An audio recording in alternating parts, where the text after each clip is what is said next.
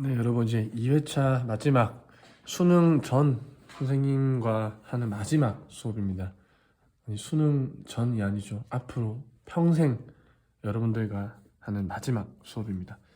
2회차까지 마무리 잘 해서 시험장에 꼭 1회차, 2회차 둘 다 꼭 챙겨가가지고 그냥 뭐 할지 모르겠다 불안하다 하면 그냥 이거 틀렸던 거 먼저 문제 풀어보라고 했죠. 그래서 틀렸던 거 한 번씩 꼭 보길 바랍니다. 알겠죠? 확실히 도움이 될 거예요. 뭔가 불안감 해소라던가 도움은 확실히 될 겁니다. 해봅시다. 그러면 2회차 1번 대륙 지각이 발산한 경계에 의해 분리되면 새로운 해양 지각이 형성된다. 1번부터 쌤이 낚시를 좀 넣어놨습니다. 맞아요 이거.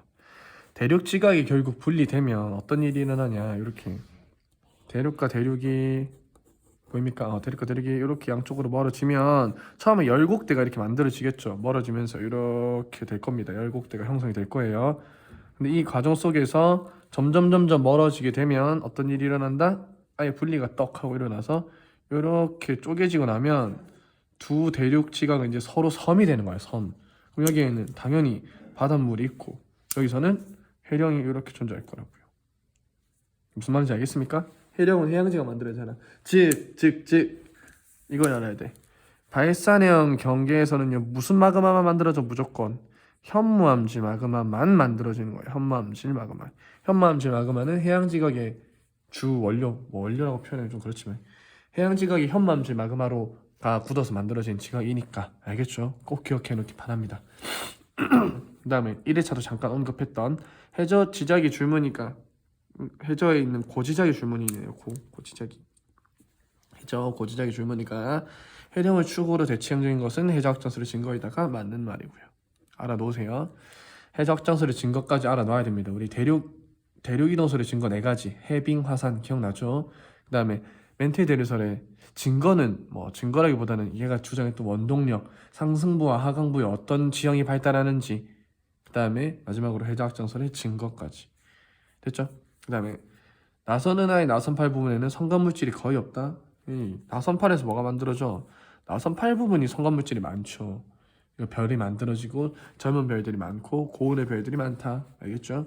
그 다음에 기온 변화에 대한 영향 중 모든 인위적 요인은 기온을 상승시킨다. 이것도 중요해요. X입니다. 그러니까 우리가 인위적인 요인 하면 이산화탄소 증가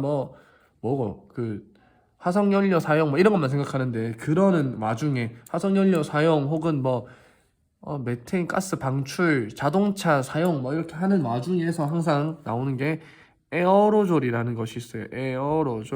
에어로졸은 공기 중에 떠있는 얇게 떠있는 먼지 같은 역할이야. 먼지 그냥 먼지라고 보면 돼요. 이런 것들은 오히려 햇빛을 반사시켜가지고 기온을 낮춥니다.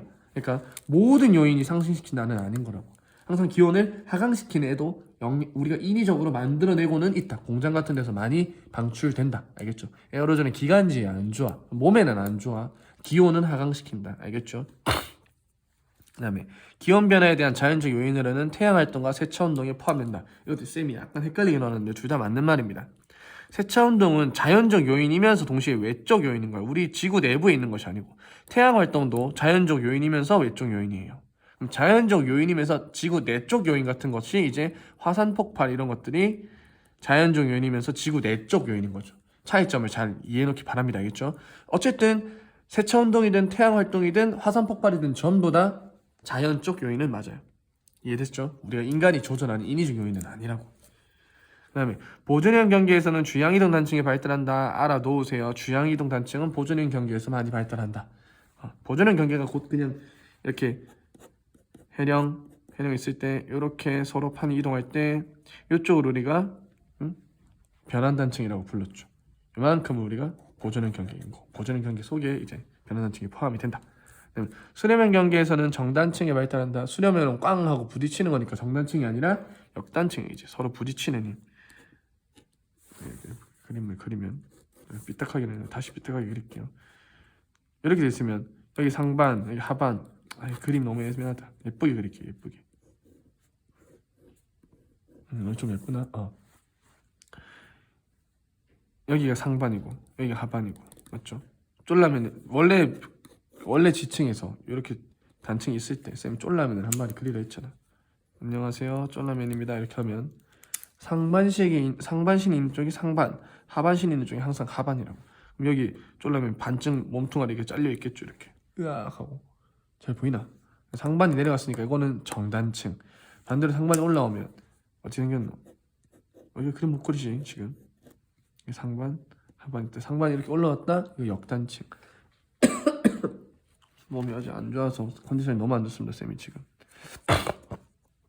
어쨌든 이렇게 역단층은 양쪽에서 밀어주는 힘, 정단층은 양쪽에 잡아당기는 힘. 이런 거 우리가 인장력, 이런 거 우리가 횡압력이라고 불렀다고. 변환단층이란 이 주향이동 단층, 변환단층 여기서는요 정단응력이라는 힘이 작용하는데 거기까지는 몰라야 될 겁니다. 어쨌든 응력 뭐 처음 보는 힘이네. 응력이네 하면 주향이동 단층이라고만 알아 놓으세요. 알겠죠? 인장력은 잡아당기는 힘, 횡압력은 양쪽에서 미는 힘, 전단응력은 서로 축이 어긋나는 방향으로 양쪽으로 미는 힘 혹은 양쪽으로 잡아당기는 힘이라고 보면 되겠습니다. 됐죠? 응력이 뭐야? 하면 그냥 무조건 보존의 경계, 주향이동 단층 혹은 변환 단층 이렇게 알고 있으면 될 겁니다. 그다음에 태풍의 최상층 공기는 주로 시계 방향으로 바깥쪽으로 불어 나간다. 맞죠? 응? 우리가 태풍에서 또 중요한 건데 놓치고 있는 것 중에 하나가 태풍이 단면이 이렇게 있을 때 여기서 약한 하강 기류가 발달한다라는 걸 알고 있고, 그다음 여기서는 전부 다 상승 기류가 이렇게 크게 발달해요. 그래서 이쪽 아래쪽이랑 위쪽이랑 공기의 흐름이 다르다고. 밑에서 본 모습은 중심이 저기압이기 때문에 바람이 이렇게 불어 들어와야 돼요, 항상. 그래서 밑에서는 바람이 이렇게 불어 들어온 반면 위쪽에 보면 여기 위쪽 태풍 위쪽은요 공기가 상승하다 갈 곳이 있어 없어. 성층권을 만나면 안정한 층이기 때문에 공기가 거기까지 못 올라간다고. 그래서 어쩔 수 없이 퍼져 나가야 된다고. 공기가 퍼져 나간다고. 근데 북반구 기준으로 보면, 이 북반구란 말을 빨먹었네요 쌤이. 북반구 기준으로 보면 항상 이동 방향이 오른쪽으로 휘어요. 그래서 태풍의 상층은 공기가 요렇게 빠져나갑니다. 얘랑 반대로 들어. 이랬나? 얘는 무슨 방향이야? 이렇게 감기는 거니까 반시계 방향. 얘는 이렇게 감기니까 시계 방향. 태풍의 최상층은 시계 방향으로 바깥으로 불어나간다가 맞아요. 근데 이런 거랑 똑같은 흐름을 보이는 게 중심부가 고기압일 때 공기가 이렇게 빠져나가요. 응? 그러니까 헷갈리는 거야 아이들이. 태풍 중심은 가장 강한 저기압인데 상층도 저기압이에요. 태풍은 하층부터 상층까지 전부 다 저기압입니다. 저기압인데 공기의 흐름은 고기압과 같다고. 알겠죠? 그러니까 여기서 아이들이 놓치는 게 저기압으로는 무조건 이렇게 들어온다, 고기압으로는 이렇게 들어온다 이렇게 외울 게 아니라 공기는 이동할 때 오른쪽으로 휜다. 전향력 때문에 북반구 기준으로 오른쪽으로 휜다. 요 개념이 중요합니다. 이해됐습니까? 결론은 태풍의 상층은 고기압성 흐름이 나타난다면 말이 애매하긴 하지만 고기압성 흐름과 같은 방향으로 바람이 불어나간다 하면 100% 맞는 말이겠죠. 그렇죠? 상층은 저기압이지만 공기의 흐름은 고기압성과 유사하다. 이렇게 알고 있으면 되겠습니다.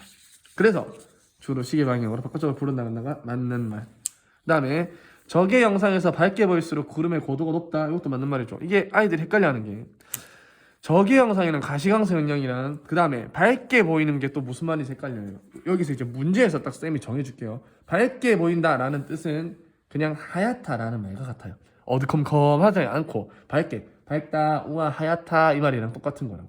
어둠의 반대가 밝다라는 거고 검은색의 반대가 하얀색이니까 그렇게 이해하면 될 겁니다. 알겠죠? 그럼 저기 영상에서 밝게 보이면, 즉 저기 영상에서 하얗게 보이면 볼수록 구름의 고도가 높고 적외선 방출은 어떻다? 가장 낮다.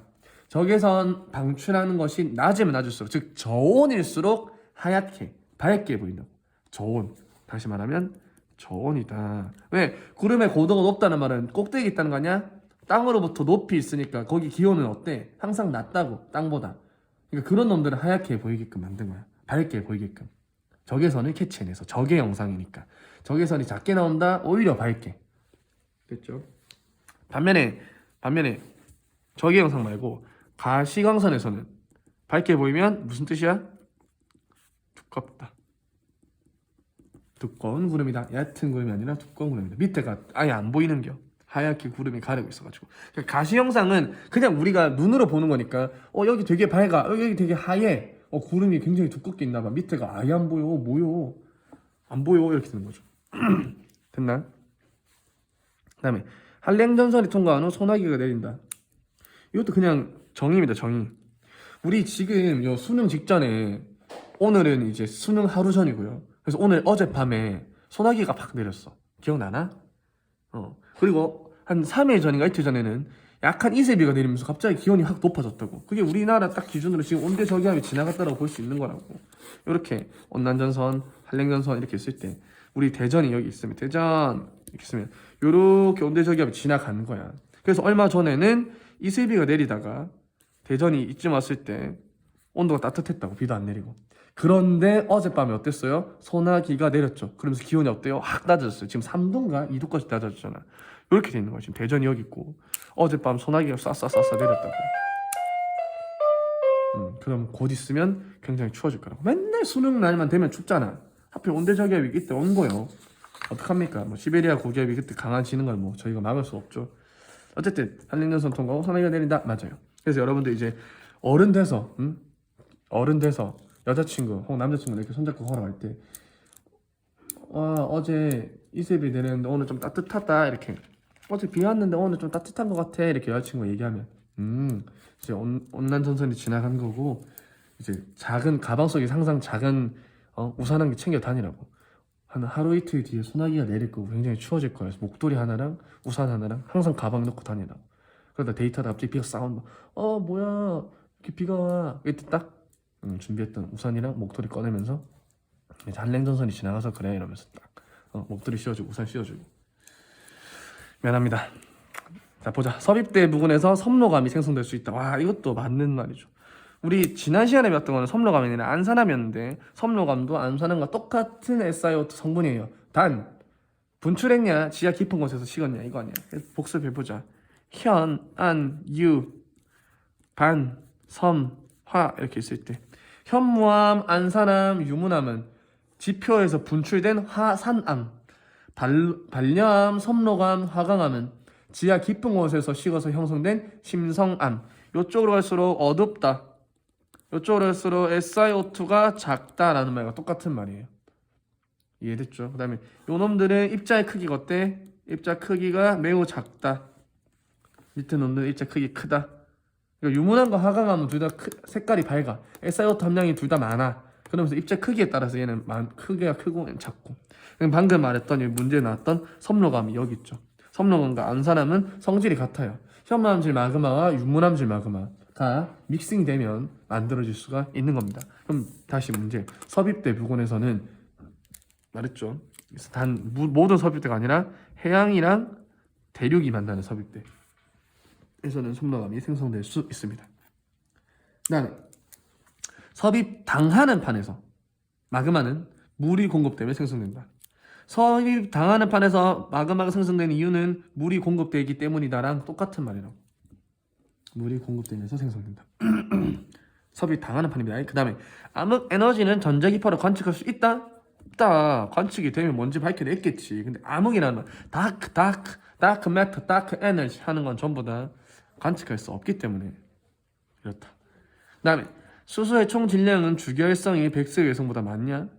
백색의 결성은 수소의 핵융합 반응 다 끝나고 헬륨 핵융합 반응까지 다 끝났어. 중심부에 핵만 남은 거야. 핵만. 수소 많이 있어 없어? 없어요.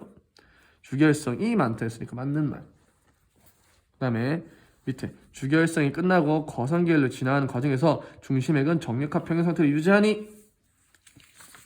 답 보기 전에 한번 풀어보자. 주결성이에요. 중심핵이 있었어요. 이렇게. 근데 주결성 단계가 끝났어. 그럼 중심핵에서 뭐가 끝난 거야? 수소 핵융합 반응 끝난 거야. 어떻게 돼야 돼? 온도를 높이고 싶다고. 왜? 헬륨 핵융합 반응 해야 되니까. 수소 핵융합 반응은 1000만 켈빈 정도면 가능했지만 수소 핵융합 반응은 약 1억 켈빈 정도 고온이 필요하다고. 온도를 높이려면 어떻게 해야 돼? 모여라 얘들아. 우리 꽝꽝 뭉쳐가지고 밀도를 좀 증가시켜가지고 충돌해가지고 발생하는 에너지까지 활용해보자. 밀도를 높여라. 이렇게 막 수축한다고. 수축한다는 말은 핵의 크기가 변한다는 거네. 그럼 역학적으로 평형 상태가 깨졌다는 거네. 이해됩니까? 평형 상태가 깨진 거야. 평형 상태를 유지한다는 틀린 말이에요. 즉 주계열 단계가 끝나고 거성계열로 지나는 과정에서 중심핵은 수축하고 겉부는 팽창하는 거야. 다시 정리해보자. 중심핵은 수축하고요. 외관부는 이렇게 팽창한다고. 그러면서 거성이 되는 거야. 그럼 이때 핵은요, 중력이 기체압보다 더 큰 상황이 되는 거고. 글씨 잘 보입니까? 외곽부는요, 표면부는요, 중력이 기체압보다 더 작아져서 바깥으로 팽창하는 요런 힘의 관계 알아놓읍시다. 평소에는 어때? 중력과 기체압이 서로 평형을 이루고 있어요. 그게 핵이든 그게 외곽부든. 이랬나? 주결성 단계에서는. 그러니까 별의 크기가 일정하게 유지가 되고 있다고. 하지만 주결성이 끝나는 순간 정약 평형이 핵에서도 깨지고 외곽부에서도 깨진다. 힘의 방향까지 알아놓길 바랍니다. 그 다음에 엘니뇨 시기에 동태평양에서 용승은 강하느냐? 엘니뇨 평소보다 이쪽이 따뜻한 물이 잘 이동을 못한다고. 그럼 이쪽 동태평양에 따뜻한 물 많이 남아있죠. 찬물이 많이 올라와 못 올라와? 못 올라와요. 용승은 강화된다 했으니까 틀린 말. 그 다음에 연부는 북대서양 심층수가 남극 저층수보다 많냐? 이거 알아놓으세요. 중요합니다. 이제 수능에서 대놓고 물어볼 수가 있어. 그 전까지는 표나 자료 같은 걸 주고 북대서양 심층수는 남극 저층수랑 비교했을 때 일단은 남극 저층수의 밀도는 가장 크죠. 남극 저층수가 밀도 가장 커요. 밀도는 가장 크지만 밀도는 수온과 염분의 둘 다 영향을 받는다고. 수온은 남극 저층수가 훨씬 낮아요. 반면에 북대서양 심층수는 수온은 남극 저층수보다 조금 높지만 밀도는 커요. 그래서 둘은 자료가 없으면 비교하기가 어려워서 지금까지. 근데 이제는 그냥 알아놓으세요. 알겠죠? 북대서양 심층수가 남극 저층수보다 염분은 더 큽니다. 밀도는 작고. 알겠죠? 중요합니다. 그 다음에 절대 등급 5등급인 별 10,000개로 구성된 성단의 절대 등급은 마이너스 5등급이냐? 요게 학생들이 처음 보면 당황할 수 있는 문장인데요. 5등급 별이 10,000개가 있는 성단이란 말은 5등급 별 10,000개니까 여러분들 프레시야. 이렇게 핸드폰 프레시로 자 여러분들 뭐 가수 콘서트 갔을 때 비춰주세요. 안녕 안녕. 와 너무 예뻐요. 이렇게 안녕은요. 와 나 이렇게 막 핸드폰 프레시로 이렇게 비치면서 까딱까딱 하는 거 기억나죠? 기억? 어쨌든 알고 있죠? 그 프레시가 많이 오면 많이 올수록 밝아지는겨. 핸드폰을 다다다다다 붙여가지고 한 30개를 이렇게 프레시가 다 보이게 해놓으면 한 대보다 30배 밝은 거야. 이해됐죠? 그러니까 5등급 별 10,000개로 구성된 성단은요 5등급 별 하나보다 10,000배 밝다고 생각하면 돼요. 10,000배 밝은 거니까 5등급 별보다 1, 10, 100, 1000, 10,000배 밝다는 말은 잘 보이나? 100의 제곱만큼 밝은 거니까 등급 차이는 몇 배 나야 돼? 10등급 차이가 나야 돼. 10등급 차이. 100배 밝다 5등급 차이니까 100배 또 밝다 10등급 차이. 그러니까 여기 5등급 별 10,000개니까 마이너스 5등급인 절대 등급에 맞겠죠. 문제에서 이렇게 나올 수도 있어요. 절대 등급이 5등급인 별 10,000개를 구성된 성단의 절대 등급은 마이너스 5등급이다 랑. 혹은 절대 등급 5등급인 별 10,000개를 구성된 성단은 절대 등급 마이너스 5등급인 별과 절대 등급이 같다. 이런 식으로 물어볼 수도 있다고. 이해됐죠? 조금 걱정되는 게 절대 등급이라는 것은 모든 별들을 어디 둔 거야? 절대 등급은 이건 10파섹이라는 거리에 갖다 놓은 겁니다. 10파섹. 알겠죠? 절대 등급은 모든 별이 같은 거리에 있다라고 가정하고 10파섹이면 1파섹이 거리가 3.26광년이야. 32.6광년 정도의 모든 별이 있다라고 가정했을 때 밝으면 밝게 보일 거고 어두우면 어둡게 보였겠죠. 뭐. 중학교 내용이라 설명 안 하려고 했는데 아이들이 거리가 2배 멀어지면 밝기가 2배 감소한다를 몰라서 틀리는 문제들이 간혹가다 나오는 거야. 그럼 만약에 메가파섹이면 10의 6승이에요. 12 6승 파섹. 그래서 막 은하간의 거리 뭐 2배 멀어지면 2배 어두워진다 이런 거 했을 때 절대 등급이랑 그 겉보기 등급이랑 가지고도 물어볼 수가 있을 것 같아요. 알겠죠? 10파섹이 있던 절대 등급짜리가 만약에 1메가파섹으로 옮겨갔다라는 말은 10의 6승배만큼 멀어졌으니까 밝기는 10의 6승배만큼 감소해야 된다고. 10의 6승이면 100의 3승이랑 같죠. 100의 3승 100의 제곱보다 더 멀어지는 거니까 등급차가 마이너스 등급차가 15등급 정도 차이 나는 거죠. 15등급 정도 더 어두워진다. 뭐 이런 식으로 이 정도만 알려드릴게요. 여기까지 문제 내면 너무 복잡해질 것 같긴 한데 요새 수능이 어디까지 나올지 모르니까. 다시 말하면 절대 등급은 10파섹이 있을 때 기준이다. 근데 1메가파섹은 10의 6승배다. 1파섹에 비해서 10의 6승배만큼 멀다. 그럼 10파섹에 비해서는 10의 5승배만큼 멀겠네요. 죄송합니다. 또 실수했네. 몰라 하지마. 넘어갑니다. 그다음 적색편이랑 Z는 후퇴 속도에 비례한다. 맞는 말이죠. 말이 쌤이 일부러 반대로 써놨어요. 보통 후퇴 속도는 적색편이랑에 비례한다라고 하는 선지들이 많아요. 왜? 후퇴 속도 V는 람다 제로 델타 람다 곱하기 C 이렇게 보통 구하니까. 요 값이 뭐야? 이게 그냥 Z잖아. 적색편이랑이잖아. 그래서 V는 적색편이랑 곱하기 빛의 속도다 이렇게 보통 구합니다. 그래서 보통 후퇴 속도는 적세 편이량에 비례한다 이렇게 하는데 적세 편이량은 후퇴 속도에 비례한다라고 해도 되죠. 후퇴 속도가 빠르면 빠를수록 적세 편이량도 큰 거니까. 됐나?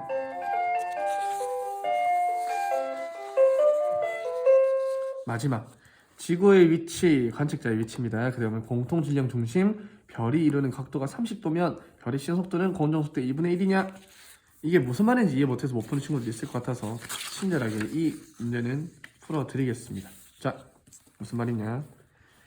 여기에 공통질량 중심 있고 공통질량 중심 그 다음에 여기에 관측자 우리 뭐 지구 지구 여기 보면 지구의 위치가 어디 있으니까 지구 그 다음에 별이 이루는 각도가 30도래요. 관측자 공통질량 중심 별 여기 별 요 각도가 관측자 공통질량 중심 별 요 각도가 30도다 이렇게 있는 거라고. 이 상태라면 이 별의 시선 속도는 실제 공전 속도에 비해서 얼마나 느려졌니 이렇게 보는 거죠. 여기서 별은 이 원의 접선 방향으로 실제로 그 짧은 순간에 이동을 해요. 이렇게. 여기가 직각이에요. 여기 직각. 응? 근데 우리한테 들어오는 정보는요. 요렇게 오는 예, 수직인 시선 방향과 예, 또 다른 수직인 접선 방향 이렇게 두 가지로 쪼개져서 우리한테 관측이 되는 거라고요. 그래서 요 길이가 얼마만큼 줄어들었니 이거라고. 그럼 이거를 얘를 좀 확대해서 그리면 별의 공전 수직대 공전 속도는 요렇게. 응? 근데 쪼개지는 거는 좀 안 보이죠? 쪼개지는 거는 아이씨 해설표로 반대로 그렸네. 요렇게야. 이거 아니야.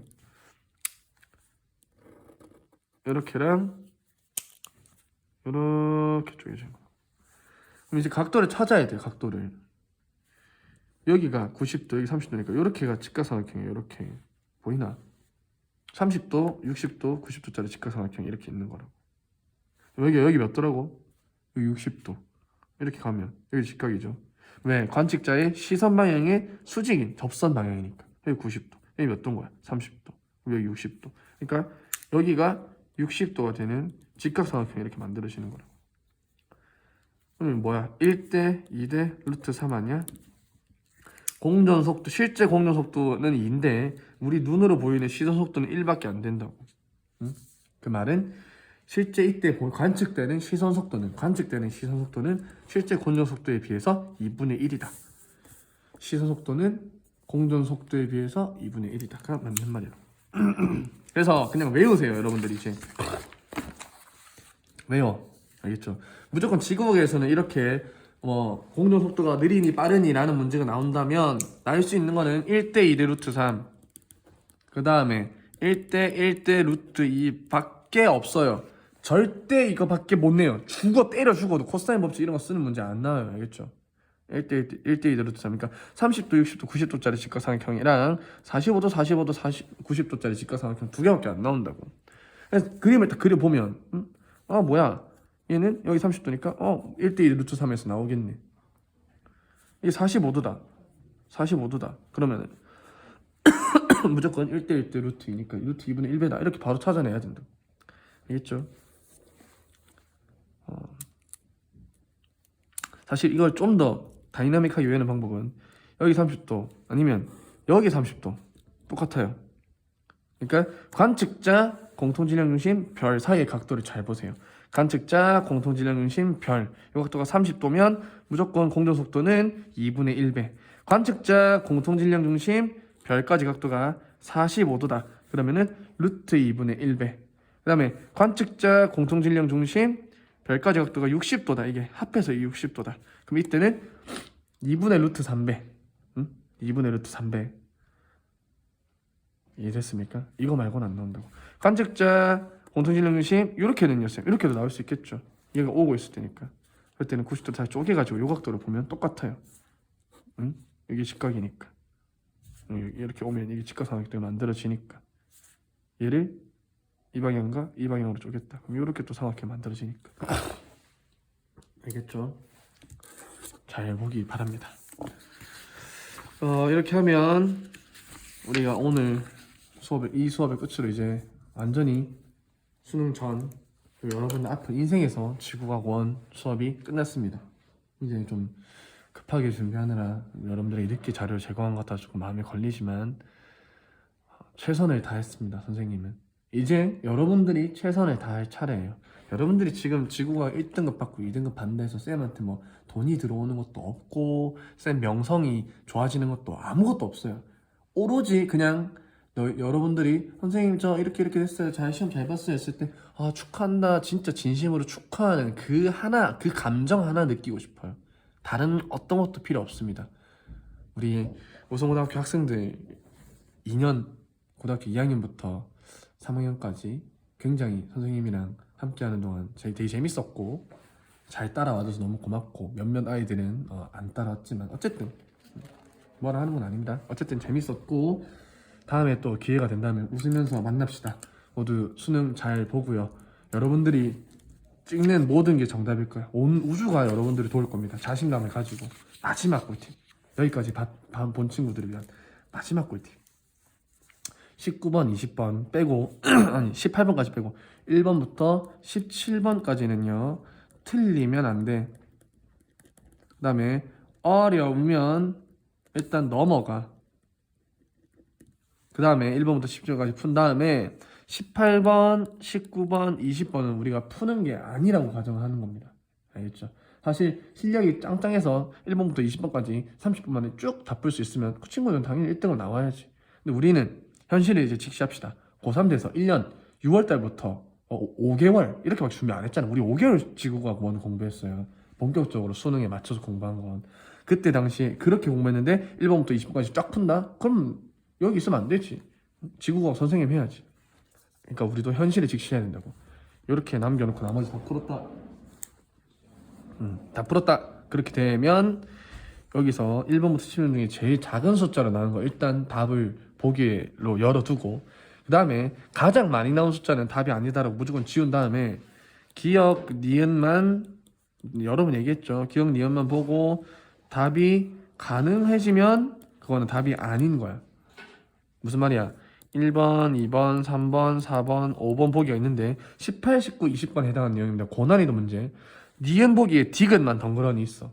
니은 보기에 디귿만.